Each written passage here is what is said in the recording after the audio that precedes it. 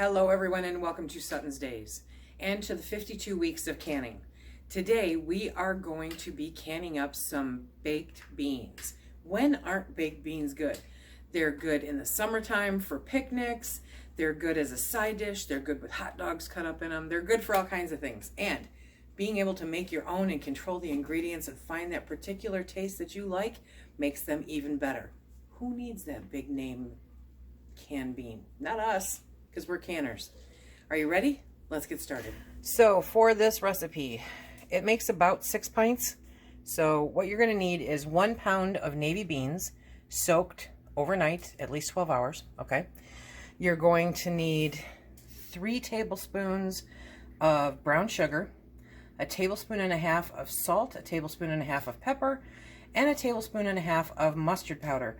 If you don't have mustard powder, you can use regular mustard. Whatever mustard you have in your fridge will work, okay? Then you're going to need you're going to need 6 tablespoons of tomato paste. If you don't have tomato paste, you can substitute tomato powder. If you don't have either one of those, you can actually crack a jar of tomato sauce and just cook it down until it's thick, and substitute that.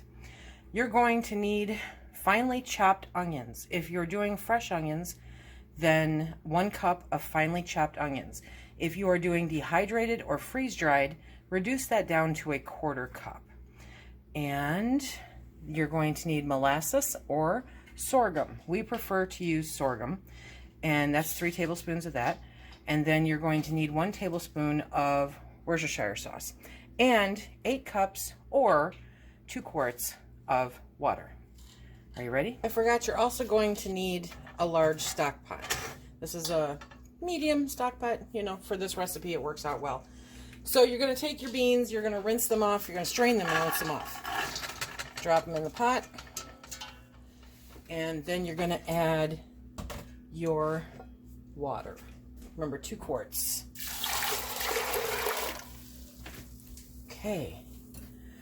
Now we're going to add the rest of the ingredients. So I've got the brown sugar, pepper, salt, and mustard powder. Okay. And then 1/4 cup of our Thrive freeze-dried onions. Next, we're going to do a tablespoon of Worcestershire sauce. This adds a nice little flavor to it and a little bit of color. Next, we're going to add 3 tablespoons of sorghum. Oh. Yeah, okay. Might be a little heavy-handed on that. Maybe. And then 3 tablespoons of tomato paste.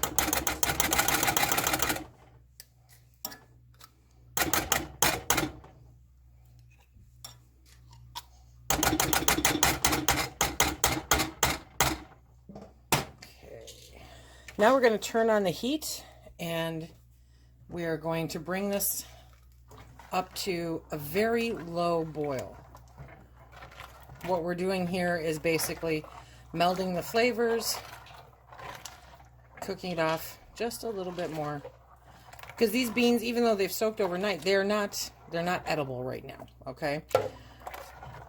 They will finish their cooking process in the canner. But it takes the heat and a little bit more to get these, to get the sugars melded and the tomato paste and all the good stuff.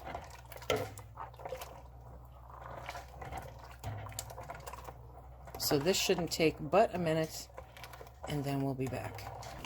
Okay, so we got this up to a boil. Now I've turned off the heat, and we're going to start transferring it to jars. While we're transferring these into the jars, we have moved the canner over onto the heat to bring that water up to temp, because these are going to be hot jars. They need to go into hot water. So remember, the beans here are not fully cooked, okay?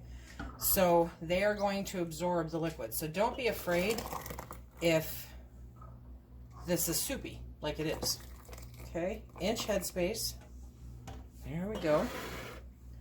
Because the beans will actually absorb all of that great flavor while they're cooking.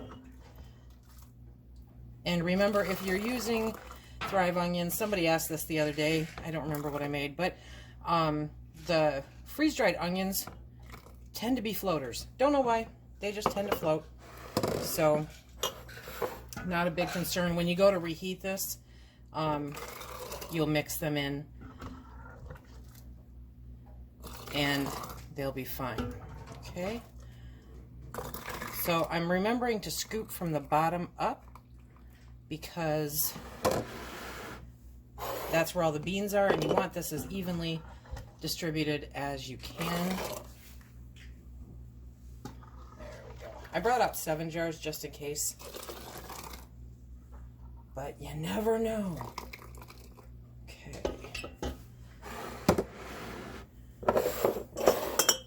There we go. This smells wonderful. It really does. So I think that these are I think you guys are really going to love them. I do. Okay. I think we're going to have a little over 6 pints. We'll see.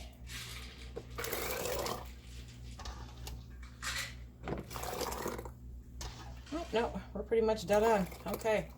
We're a little bit over, not much. I can fill in a little bit here and there on the jars to bring it up to a complete 1-inch headspace and make a mess of the counters. There we go. Okay, so 6 jars, 6 pints. That's what it is. And because I always forget, debubble. You want to work out those bubbles if there are any in there. Want to make sure to get any air out. Okay. And now we're going to wipe the rims, make sure there's no debris on them, so that nothing can get between your lid and the jar, so that you get a really good seal. Now stick with me here because you may be surprised at the information that I give you next. So you're going to put your lids on and the rings finger tight. Remember, these jars are crazy hot.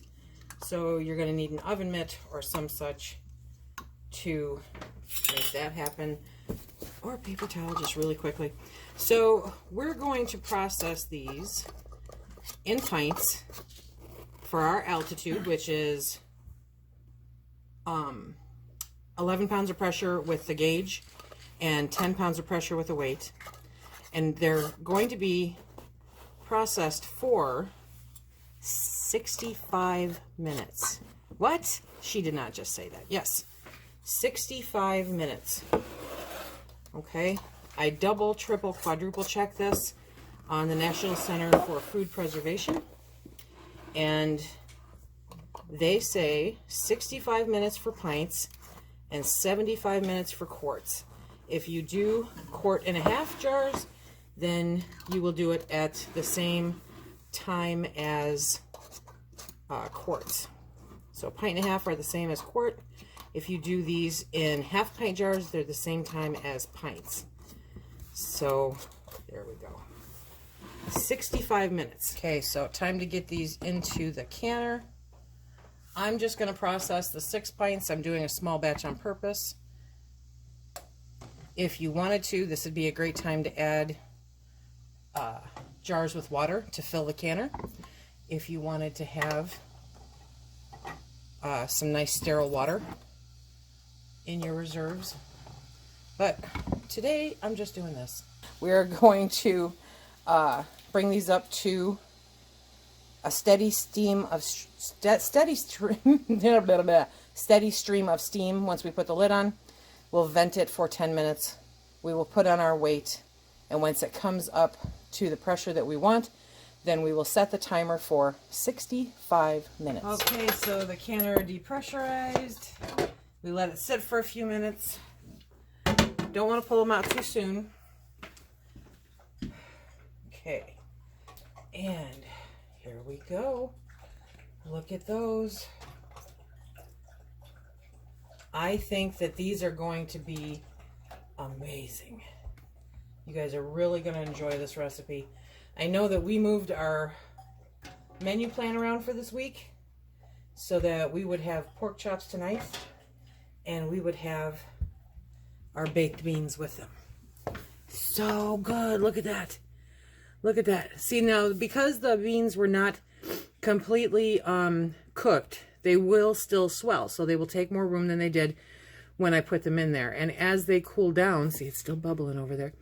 As they cool down, they may absorb a little bit more of the liquid, which is fine. That's fine. That's what we want them to do, because that liquid has all the flavor and the goodness in it.